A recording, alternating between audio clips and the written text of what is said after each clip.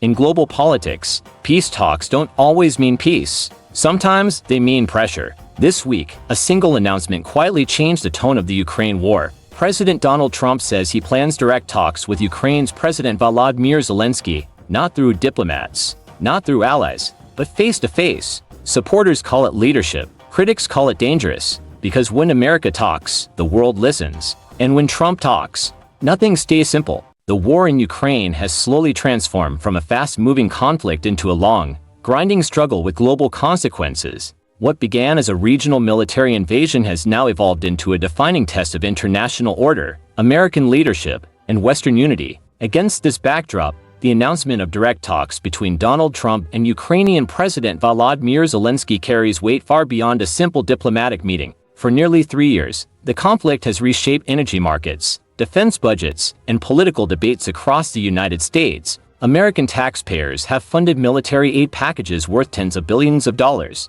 Defense manufacturers have ramped up production. European allies have restructured their security priorities. Yet despite these efforts, the war remains unresolved. That is why the idea of direct talks immediately changes the conversation. It introduces a new variable, not diplomacy through institutions, but diplomacy driven by individual leadership. In American politics, that distinction matters. Trump's involvement signals a potential shift away from consensus-based foreign policy toward a more transactional approach. For many Americans, fatigue has set in. Rising living costs, domestic political divisions, and concerns about long-term military commitments have fueled questions about how much longer the U.S. should remain deeply involved. A peace proposal, even a controversial one, resonates with that sentiment. At the same time, the stakes are enormous. Ukraine is not only defending territory, it is defending the principle that borders cannot be changed by force. Any peace discussion that appears to weaken that principle risks reshaping global norms. This meeting matters because it sits at the intersection of power, perception, and timing.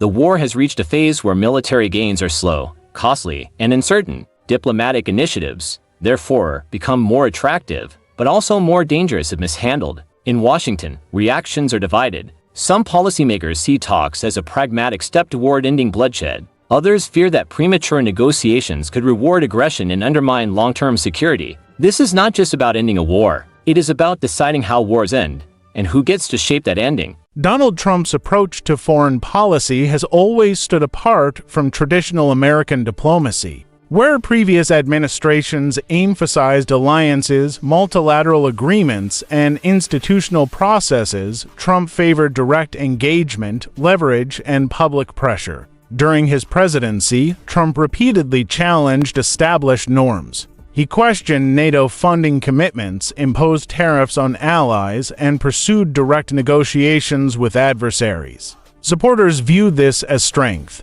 Critics viewed it as destabilizing.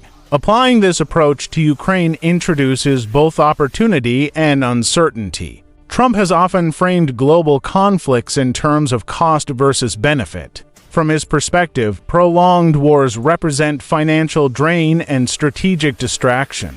Peace, even imperfect peace, can be presented as efficiency. However, Ukraine is not a typical diplomatic case. It involves Russia, a nuclear-armed power with long-term strategic ambitions. It involves NATO credibility. And it involves American influence in Europe. Trump's style relies heavily on negotiation leverage. In this case, that leverage could include military aid, political backing, or future security guarantees. While leverage can force movement, it can also create resentment or instability if applied without consensus. Another factor is unpredictability.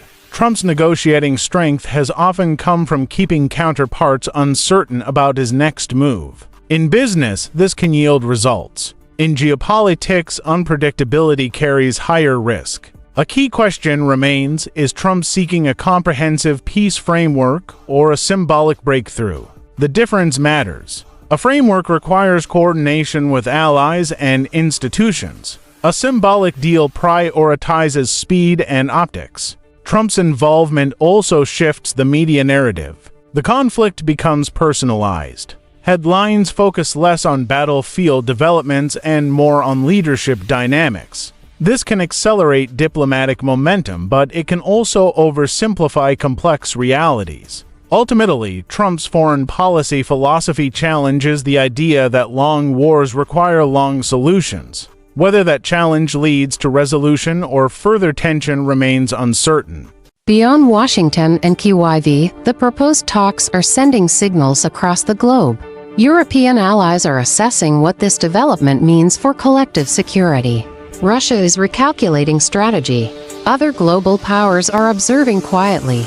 In Europe, unity has been central to Ukraine's defense. Any sign of divergence within Western leadership raises concerns. Allies worry about being excluded from decisions that directly affect their security. Russia, meanwhile, interprets diplomacy as opportunity. Talks can be used to test resolve, exploit divisions, or delay unfavorable outcomes. The framing of negotiations matters as much as the content. China and other emerging powers are watching from a distance. How the United States handles this moment will influence global perceptions of leadership, reliability, and strategic patience. The broader message extends beyond Ukraine. It touches on how modern conflicts conclude in an era of information warfare, economic interdependence, and shifting alliances. If peace talks succeed, they may redefine conflict resolution in the 21st century. If they fail, they may reinforce skepticism toward personalized diplomacy. Either way, the international system is paying attention. Peace talks are often announced with optimism, but history reminds us, peace is rarely simple. The planned Trump-Zelensky meeting is not just about ending a war, it is about defining America's role in a changing world. Whether this gamble leads to peace or pressure, one thing is certain, the outcome will echo far beyond Ukraine.